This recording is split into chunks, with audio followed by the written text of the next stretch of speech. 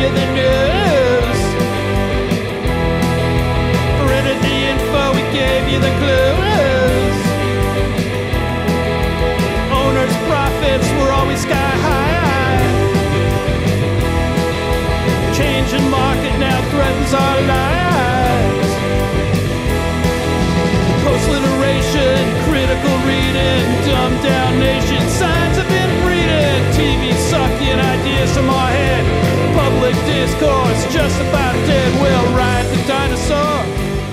Yeah, ride the dinosaur.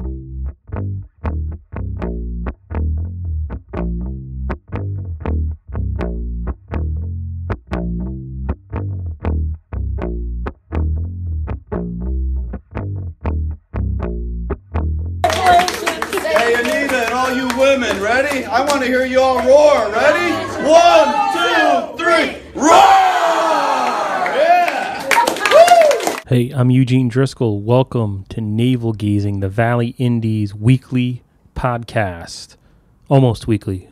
This is a podcast we attempted to do about a week ago. There were primaries in Derby and Ansonia, political primaries, last week, September 12th. And we met the next day to do a podcast like this, Ethan Fry and myself, sort of reacting to what happened and talking about what's going to happen going forward and playing you some clips. But then, news happens. The news never stops. Always at the most inconvenient times. So that's Ethan Fry, the other reporter here, who's decided to whisper his first lines there. Ease yourself into it, I'm going to turn it up, and then you'll start screaming. I'll have to Think turn about it back. it, talk about it, yeah. So, Ease myself. yeah, so that was that. We just got busy. So I thought tonight, it's 8 p.m. on whatever day it is. Monday, September 18th is when we're recording this. And I just put a note on our Facebook page, facebook.com, Valley Independent Sentinel, asking people, hey, you want to call in? Go ahead and call in. We put our number out there, so we may be interrupted by a really loud ringing phone at any moment. Or, more likely, no one will call. Because the thing, whenever you try to tell people or give directions or suggestions or guidance to people through the World Wide Web, it never happens. Or the phone will ring, and it'll be somebody wanting to talk with whoever pays the electricity bill, which is... I hope they don't do that at 8 p.m. I mean, it's late. This is our prime. This is prime time Facebook right for now. Eyeballs on the... yeah, this is according to our analytics. This is the time to do it. And I should just say, if you're listening, you heard the Bad Slugs ride the dinosaur. Oh, nice. Bad Slugs. That's a Connecticut Post / Hearst, Connecticut media rock band. But then you heard right after that, that was Art Gherkins. And that's Ken Dixon singing and lead on that, right? Then after that, it was Art. Yes, it is Art Gherkins. September 12th, when the results were announced that Anita Dugatto had defeated Carmen DiCenzo in the Derby Democratic mayoral primary. At some point, Art basically did that, "Hear me roar." Right. And Picking that's up on a motif from a guest column he had written. Right, and yeah, I Am Woman, Hear Me Roar. It goes back generations, but it also plays into what Anita Dugatto did to win that primary. She focused on females. I said this that night during the primary. She focused on females, not necessarily people who were Derby political junkies, not necessarily women who were reading the Valley Indy every day, but people that like her personally, responded to her message. That's why even during the debate we had in here with Carmen DiCenzo on a previous podcast, she kept saying, I want to rise above, rise above, rise above. I believe that's strategy. And this goes back, this is, Bill Clinton's strategy, Obama's strategy. It's a tried and tested democratic way to get people to the polls. And that's why Art was saying that. That's why he wasn't just looking to hear a bunch of women roar at him. That was an allusion to, or a reference to, the demographic they sought to put her over the top in Derby. So no one, of course, it's 8:07 p.m. and actually no one's going to call. Maybe I'll say something, I'll beg. I'm glad you're so high energy. So with that, what we should do is let's play a clip from that night. These are clips that not necessarily made it onto valleyindy.org after the primary, but we're playing them now. And this one is about Anita talking about how Derby is not going backward. Exactly. This is a big thing she had said that night. So hold on one second, and I'll see if I can get it. We're not going backwards anymore. We put that stake in the ground. We are not going backwards anymore. We are moving Derby forward.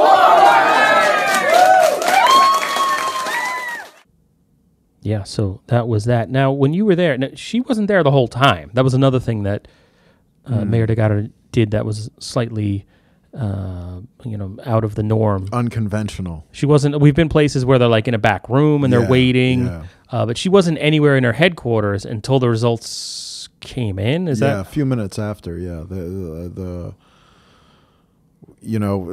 I guess she was out trying to at the polls trying to get out the vote until the last minute, and then 8 o'clock came and went, and then there's only 2 voting locations, so it doesn't take long for the results to be relayed, and then moments within moments. I don't know. That's why I'm asking you. And here is another clip of Mayor Anita Dugatto addressing her supporters September 12th, moments after she declared victory against Carmen DeCenzo in Derby. To everyone here tonight, Derby, we're going to be there for Derby, and Derby does want to get better. We have proof that Derby wants to get better. That's true. I'll vouch for it. I'll be the first one. One down, one. All right, and then on the other side of town that night, or it really wasn't the other side of town, but down Route 34 going towards New Haven, Carmen DeCenzo and his people, obviously a very different mood there, but obviously he was disappointed. I think if you look at it on paper, it's a big shock.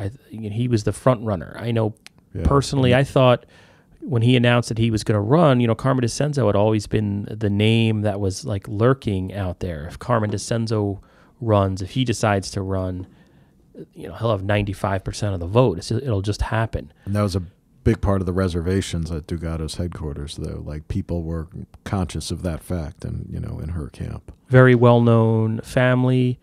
His brother was legendary Derby football coach. He was a football coach, just involved in the community.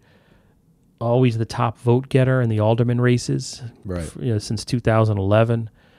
So on paper it looked like he would win, but I noticed in the week before the primary, my wife is a Democrat, and she kept getting mailers from Dugatto a lot. There was more, and then and they were targeted. There was the one mailer. I have it. It doesn't matter. I'm not going to show it on a podcast, but it was a placard, and there were probably 20 females in there, and it said something like "Our time is now." Very targeted, and even in their paperwork, their contributions, their money, they had defined it was female mailer. It was very focused. Yeah. It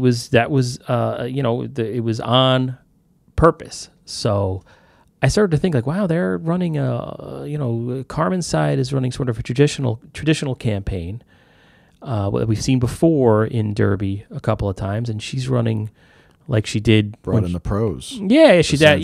Yeah, which was a source of controversy, but now it seems like she pulled that off, so it makes sense. But anyway, so that was Derby, and then the other thing going on in Derby, and you asked about it that night. We had kept hearing about the Naugatuck Valley Young Democrats, Young Democrats, and we had Stefan Bohuniak from Seymour. He's a member of the Board of Selectmen. We had him on this podcast. We had asked him about that. You attended one of their meetings at one point to get an idea of what they're up to. And it seemed like they were playing a role. They were really going door to door. They were doing some of that grunt work they're a brand new group, essentially. This was their first test, if you will. Yep. And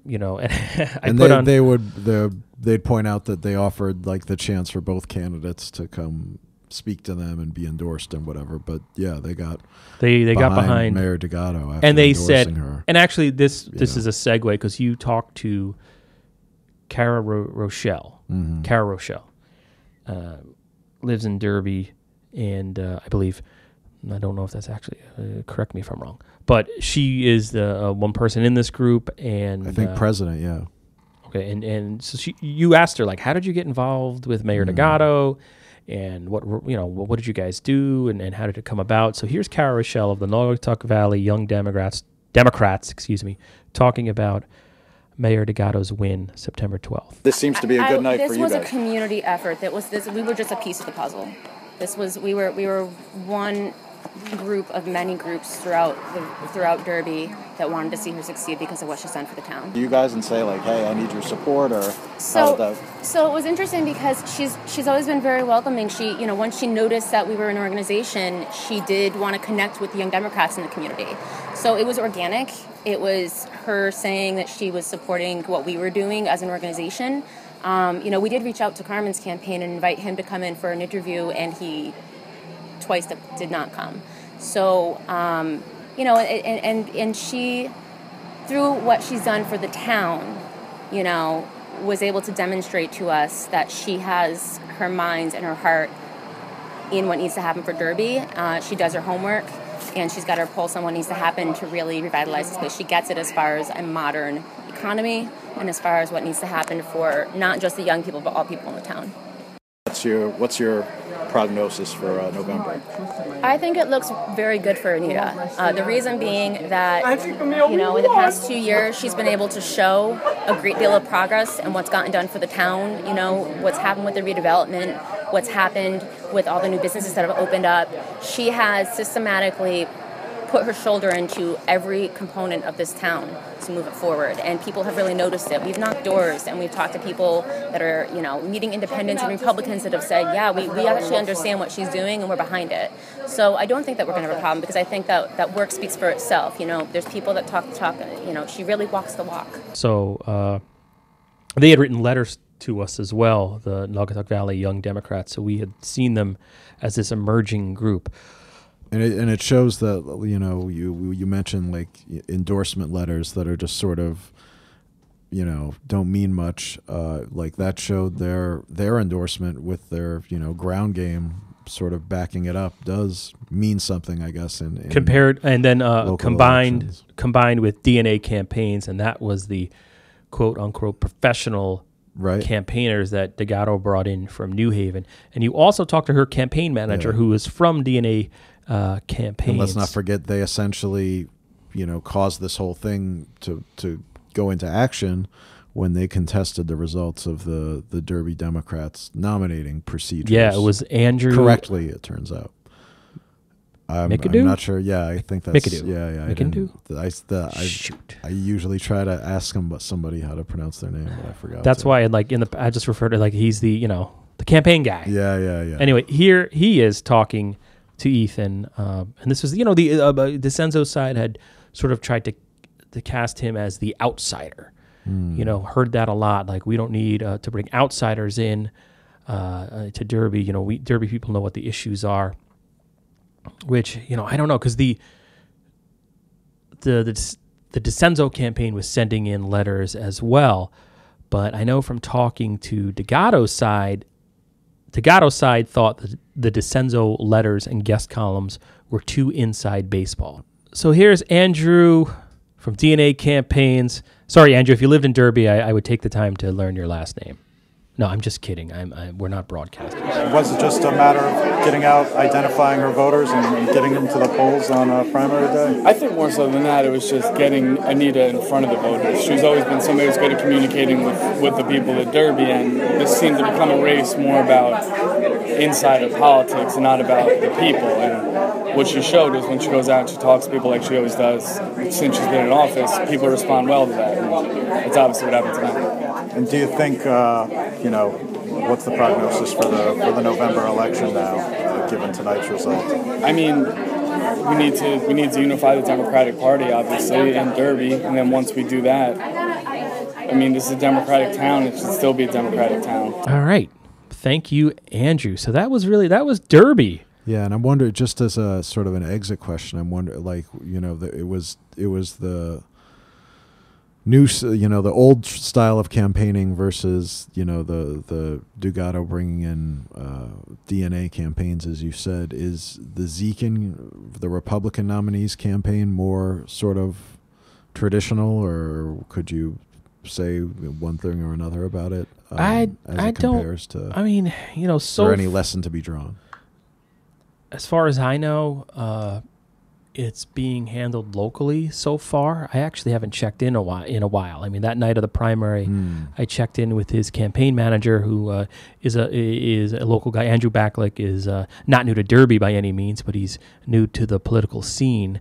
So, I mean, what they think, from what I've heard, is that now that there's been this rupture within the Democrats, and I talked to some people about this over the weekend, that the DeCenzo camp is going to go for Zekin.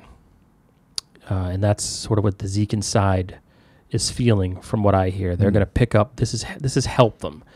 From their perspective, from what I've heard, they rather take on Mayor Dugatto in a rematch than having to take on DeCenzo. Because I heard that a lot. Like if it was a citywide race with all the independents, they would go for DeCenzo. But then again, I mean, the one clear takeaway I think from Derby is that Anita Dugatto is a very good campaigner. Wait, look, this is perfect. We're getting some people now. Valley Independent Sentinel, this is Eugene speaking. Eugene, it's Chris Bowen. I think it this time. Hey, Chris Bowen! Young Democrat himself. We were just talking. What was that? Wait, hold on. You're on the air right now. Let me make sure. Let me. All right, what did you just say? I said, did you hear that? I can hear you right now. You just said, can I hear that? We played some audio from Rochelle, the head of the Naugatuck Valley Young Democrats, and we were talking about the influence that group, of which you are a part, played a role in the Derby primary last week. So with that being said, what in the wide world of sports did you want to talk about Chris Bowen? I just wanted to shoot the breeze, brother, because I'm Chris Bowen and I can do that.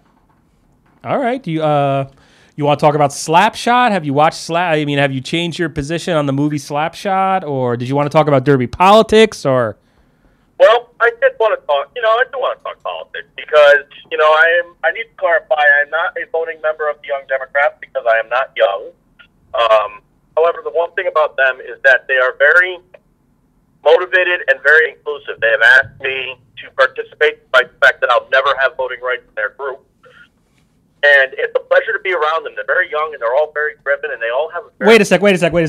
I'm confused now. Like, why will you never have voting rights? Is it like a restraining order? Like, what happened in your... Why can't you vote in this group? The Young Democrats statewide have a rule that you can only be, I think, 18 to 36, either 35 or 36. I turned 37 in May, so I aged out. I pretty much aged out as soon as the group was formed. So I cannot vote. However, I can still participate. I can still go to meetings. I can still, I can still put forth ideas. And I've been connected to Valley politics long enough. I have some valid ideas. I just can't actually vote on them. All right, so let me ask you, Chris, now we understand how the, Ethan, wake up. We understand how the organization works. I wanted to ask you, there was talk, in Mayor Dugatto in Derby submitted a guest column letter to the editor after the primary saying, now is the time to unify Derby. The Connecticut Post had a story, like we talked to Carmen that night, and he wasn't ready to unify right there and then. We didn't know if that was from the sting of the loss. We sort of held back a little bit on his comments based on past practices where we've asked people, right when they've lost and they've said things that, it's like you try to be human with people, which most media does not try to do. But the Post did a story a couple of days later, and Carmen basically said the same things. He's not quite ready yet. There's some things that have to get done.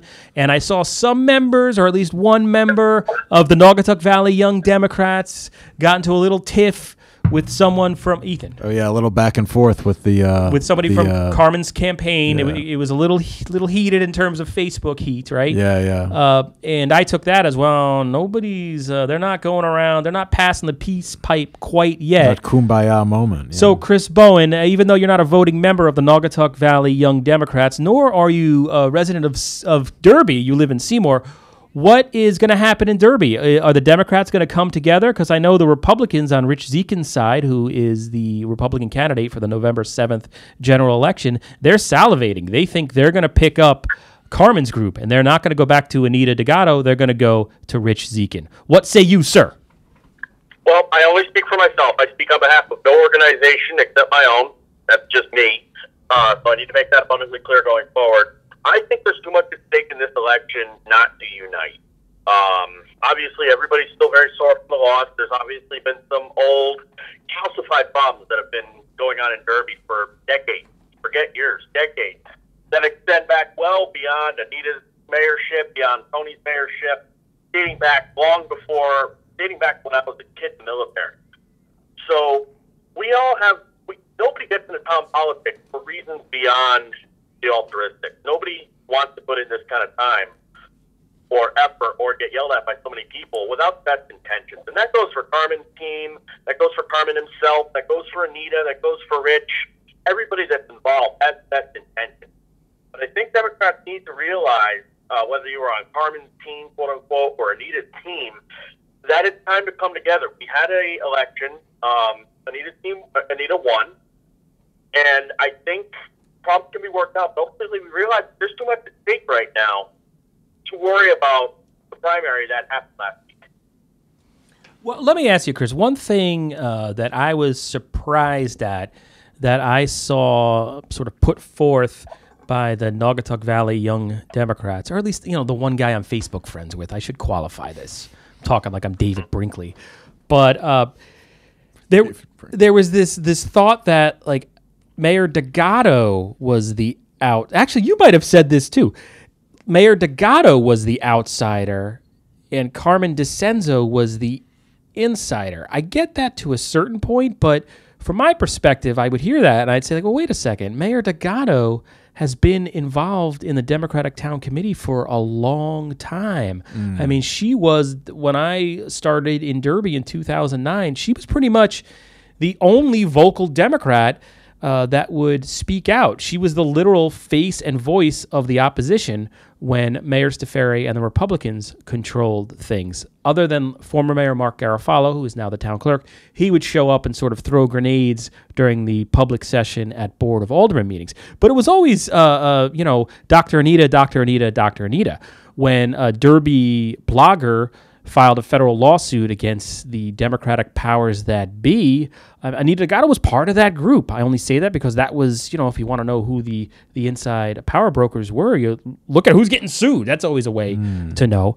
So how did Dr. Anita, or Mayor Dugatto, get cast as an outsider here? Because on the other side, you have Carmen DiCenzo, who when we launched in 2009 was the football coach, and he only got into politics in 2011. But he got cast as the insider here. So, Chris, how did that happen? So, just to clarify, I moved to Derby in 2008. I started getting involved in politics around the same time you started up Valley Indy.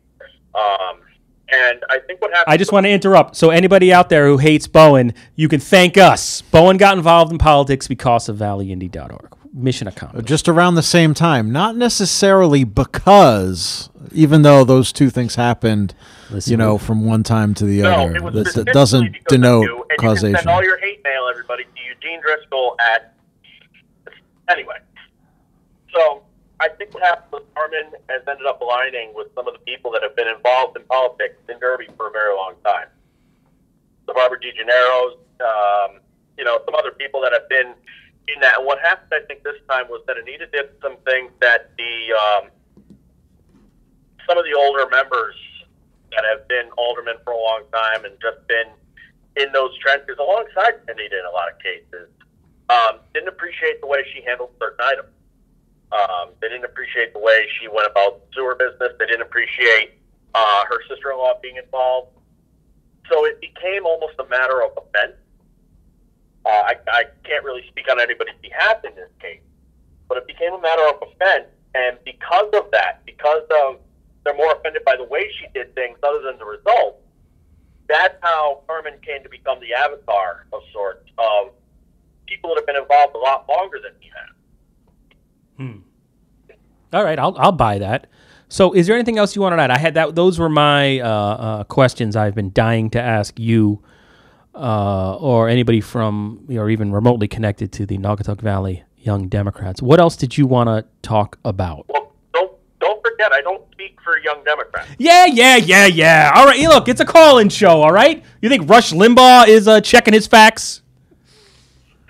No, I don't. And that's what, hey. Everybody's so, like, I noticed, all right, here's something that happened. The next day, right? I don't speak on behalf of, Nobody speaks on behalf of anybody. We all got our own brains. I get that. It's our own mouths. I'm not trying to put anybody, but I saw, like, the day after the primary in Derby, right? It wasn't getting read. It wasn't getting traffic really at all. And I thought we had by far the best story of all the local media covering that primary. We had same day analysis as to what happened. And so the next day, I'm like, hey, look. Every once in a while, Valley Indy, we want people to see our content. We're not necessarily clickbait, but we do appreciate when somebody reads our stuff. And it was bumming me out that we weren't getting people to read the Derby primary story. So I did, your sort of 2017 media thing where you list the, quote, winners, unquote. Oh, right, yeah. Oh, my God. I mean, it worked to some extent, but it seemed to offend people. We had, like, people saying, like, the winners here are the voters, and God bless America. And I'm just, all right, I know all that. I know. But you know what? Somebody's got to click. You said the only loser was you because of your online poll. Right. And I think that kind of goes back to my point, though, about just how visceral everything has been in politics. And we still have 2 months to election day. We have 7 weeks. And the main thing that I have a problem with right now is that everything is so personal and so biting, and signs are getting stolen, and people are trying to intimidate businesses. That's been apologized for and handled. But I think it speaks to a larger problem that we're having in the Valley, in that we're letting the national poison kind of infect us a little bit with all the battles that have been happening nationwide. And with the added detriment, we have to look at each other the next day. We can't just go online, say you're a fuddy duddy or you're a nutter bar, and then you have to see the person that stops chopping it. Yeah, I think I agree with you, Chris. I could talk about certain things like, slate of young Democrats. Seymour, we've got a very young Democratic slate, Seymour. But I think beyond politics, what worries me is that ultimately we all want the same thing. We just want it in different ways. And I want everybody to kind of get us, put down the negativity, put down the doomsaying, insert Valley Town here is going downhill. I don't see the impact that those statements have except make people feel bad. We all have our pet issues, and we can talk them out instead of just yelling about it online. And I think consider this a call to normalcy, if you will, to get us all talking and actually discussing the issues and how we can improve it instead of just insulting one another or taking their sides. Yeah, I think I agree with you. We're all invested in the Valley. It doesn't matter if you own or rent. Everybody wants the Valley to succeed, including Ethan and I. So, yeah, Chris, those are good points. There was something else I wanted to ask you, but it's slipping my mind. So I'm going to let you go. Thank you so much for calling, man. That's what happens when you get old, Eugene. No problem. Great to talk to you guys. Take care. Take care. Yeah, man.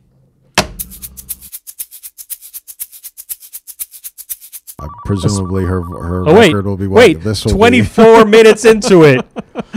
Will this be not a call for? Well, let's see. Hey, it's the Valley Independent Sentinel. Hey, man, how you doing? John Lotto. Hey, John. Wait, hold on. Let me take off my headphone. I don't know if he's getting picked up on the phone. I could barely hear him. All right, hold on 1 second, John. But that was before you turned it up, I think. Okay. I could hear him better now. You can hear him? All right. Hey, John, do me a favor. Just count to 5 so we can make sure I can hear you. Okay, 1, 2, 3, 4, 5.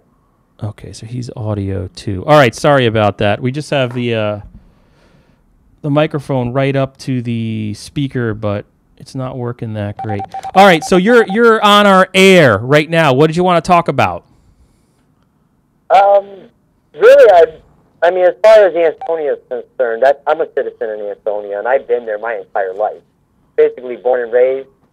And I've lived through, you know, the Democrats holding office, and now the Republicans holding office, and I see the difference. The Democrats, when they were running office, they had a little clique, and it reminded me, like, back in high school, like the coaches, the kids that grew up with me in high school, like, they're running as Democrats now, and they all favored each other. Like, if you weren't part of this clique, nothing ever benefited you inside the city. This past election, or the election before the past one, when they kicked all the Democrats out, all of a sudden Ansonia went from, like, this wasteland to, like, we're actually, people actually know about us now, you know? You got businesses moving to Ansonia now. The streets are getting cleaned up. You know, as far as the whole thing on the north end, I think that was part of the HUD project that they had. In order to tear down the project, they had to move certain people to certain areas, and I think that they got the bulk of the people that left. So, I mean, I understand that perspective, but the city's being proactive about it. It's not like they're just sitting back and like, oh, well, you know, life sucks, let's just move on and we'll just deal with it. I mean, the mayor even said, you know what, we had planned on putting the police department on Olsen Drive. Instead of putting it there, why don't we put it closer to our problem area and let's, you know, solve the problem before it starts. So, I mean, I see where I understand where he's coming from. Plus, I mean, he's bringing businesses back. All these abandoned buildings on Main Street, you know, he's starting to fill them up. We had, when Della Volpe was mayor, he was a Democrat, and he got the city sued because he told the church, oh, you can't move in downtown because we don't want you here. You know, I mean, it just kept costing the city money because he was doing things that didn't benefit him personally. You know, it benefited the city. Okay, you had this empty spot that's been empty for like 4 years. You know, the church filled it in. You know, now instead of it being empty, there's something there. The same thing with the rest of downtown. It's slowly filling up. You know, and for all this time, it was just ignored, like, well, whatever, that's just what it is, because all the manufacturing jobs left, so who cares? We'll just deal with it and let it look the way it does. Yeah, I was just on Main Street. I was on Main Street just about an hour ago, right? We're recording this. It's a Monday night, and because we're on Main Street as well, right? We're right in front of the train station. And, yeah, the street is full, which was not the case ever. Exactly. But let me ask you, John, because I'm so glad you called. Thank you so much. But you had said that you said the Valley Indy, though, we're beyond bias, which I thought was an interesting comment because when Mayor Della Volpe was the mayor, you know, we wrote about, we're the ones that exposed some questionable tax practices involving motor vehicle taxes. We were hated by the Democrats who would tell us to this day by many, I think. You know, so it was interesting. It's interesting for us to now that and subsequent to hear now that we're biased against the Republicans because, I mean, from my perspective is everybody hates the local media every 2 years because, you know, things get a little electric, I guess. So what did we do? How did we screw up? Well, that's why I said, I mean, this time around, you know, I mean, the last election, you know, when it moved, the move went from Democrat to Republican in the whole valley. You know, I mean, you're talking Shelton, Seymour, Oxford, like the entire valley just like had this amazing shift from Democrat to Republican, like overnight almost. It's been Republican in Shelton for a while. Derby, maybe. Everything was smooth up until like this recent election. I know this kid that's running on the Democrat side for mayor. He it seems like he does not appreciate being asked questions at all. Like this kid is avoiding any and every question that comes his way. Like he's like, you know what? Let me go do a photo op with Rich down and do it the United Way. Let's dig up a garden. but then someone asks him about taxes, and he just ignores them and blocks them off the Facebook page. Oh, you've been critical of that, yeah. Yeah, you know, and I asked him about, because he went to a bar opening in Derby to go meet Senator Murphy. And hey, we were there for that. Yeah, the Bad Sons. Yeah, exactly. And I said to him, I was like, well, what are you doing in Derby? I thought you were running in Ansonia.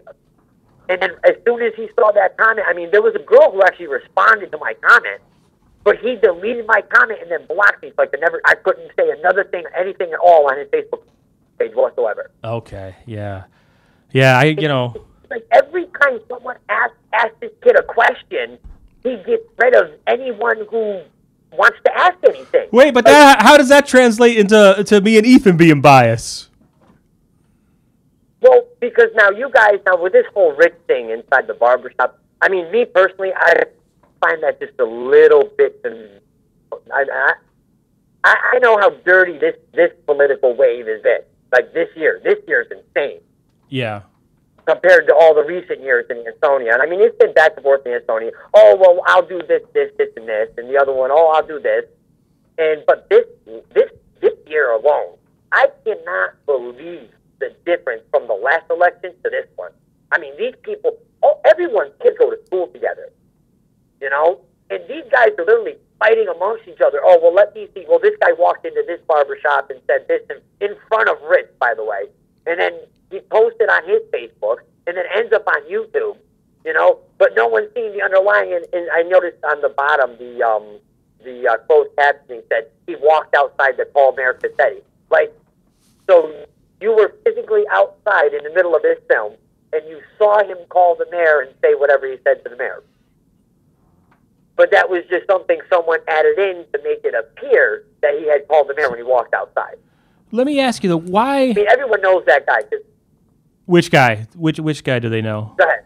No, you said everyone knows... Walked in on barbershop.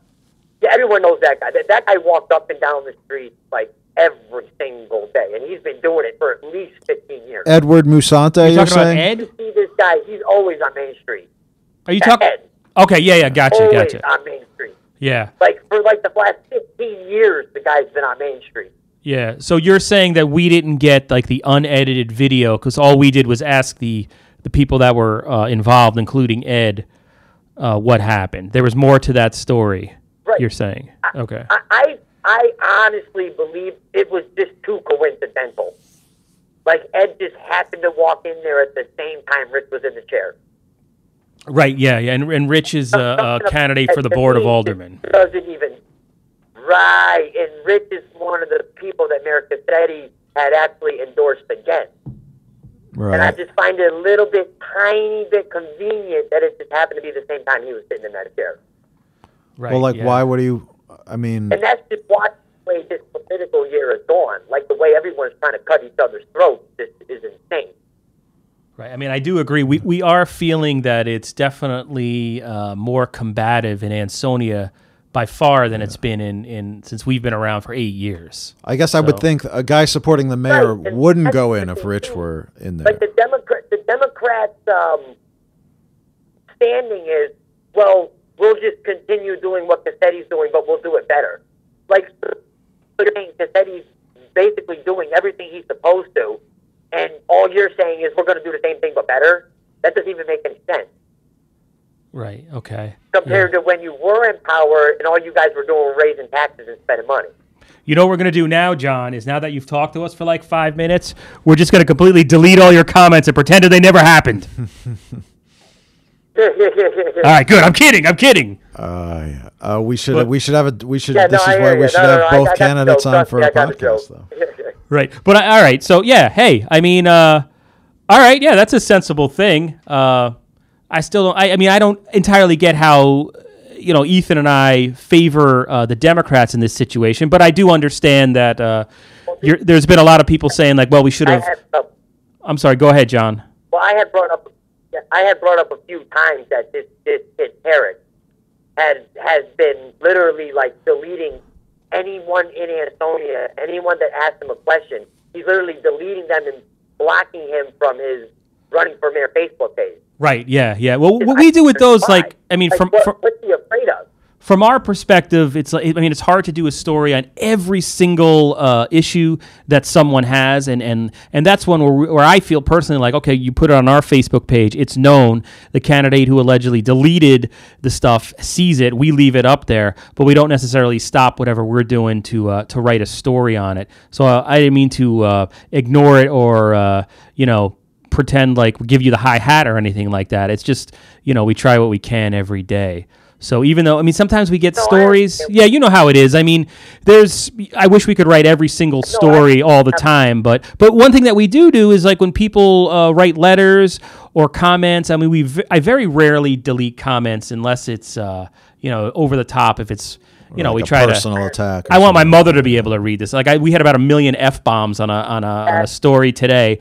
But anyway, yeah, that's that. That's our story or our mindset when we try to write a story. We wish we could write every single one, but it's just not possible. I mean, just so you look at the site right now, we have a most read story on there that's been on there since like 7 a.m. on valleyindy.org, and it's not really a story, but we've been so busy. We've been spending the last week trying to do this other Ansonia story, and it's taken up all our time. We just we're missing 100 other stories. So for every one story that we publish on any given day, there's 5 we miss, unfortunately. But it's not, I swear it's not because we're communists. I mean, Ethan's clearly a communist, but I'll speak for him. I'm an independent. I think everybody's nuts.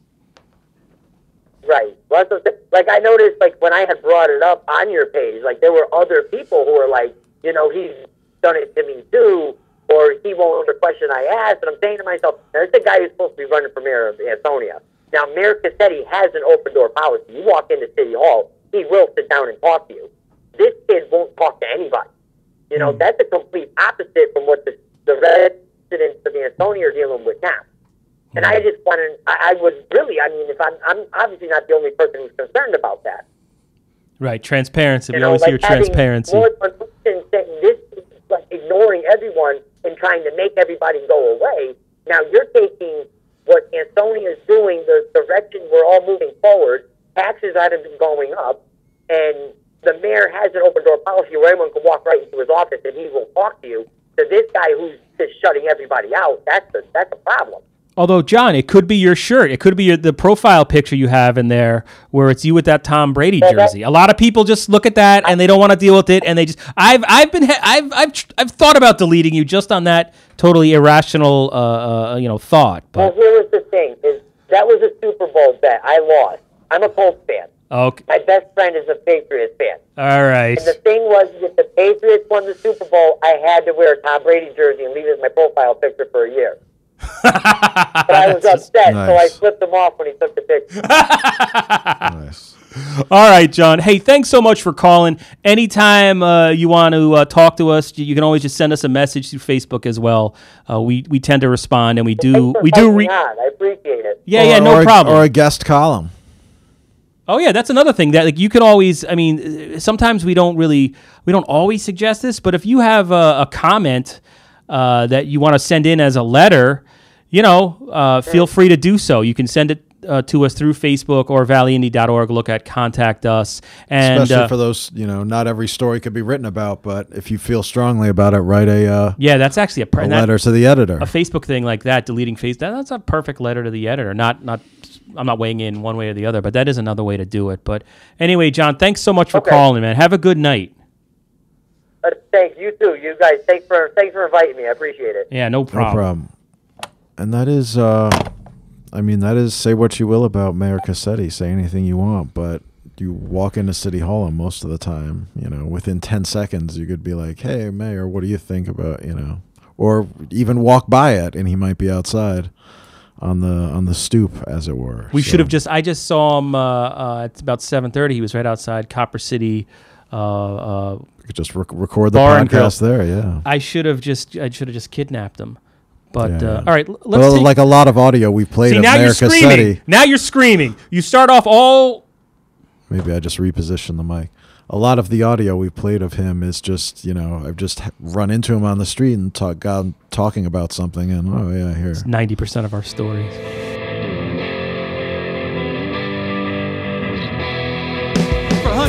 years we brought you the news. Printed the info, we gave you the clues. Owners' profits were always sky high. Changing market now threatens our lives. Post-literation, critical reading, dumbed down nation, signs of inbreeding, TV sucking ideas from our head, public discourse just about dead. We'll ride the dinosaur, yeah, ride the dinosaur. Our readers are in the opens each day. Online clickbait, a prurient way. It's free information here to stay. Not even hookers give it away. Advertising, metastasizing, newsroom shrinking, constant attrition. We'll ride the dinosaur. We'll ride the dinosaur.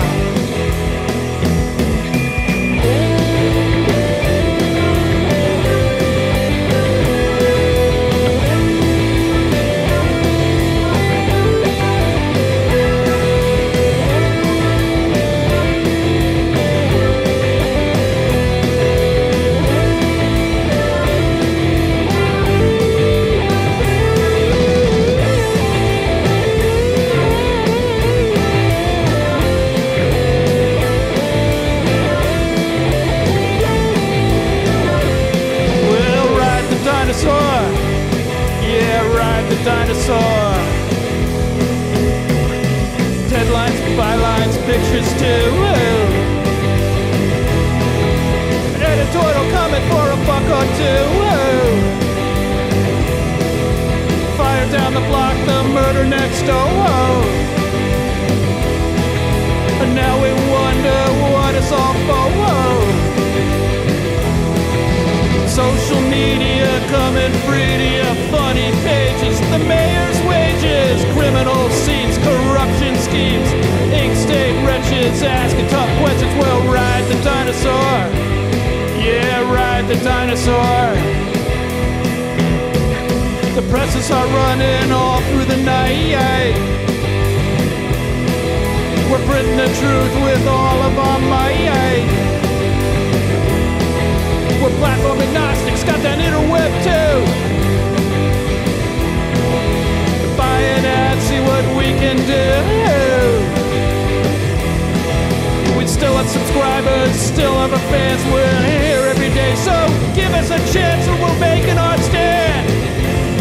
Just hold us in your hand, and we'll ride the dinosaur. Yeah, ride the dinosaur.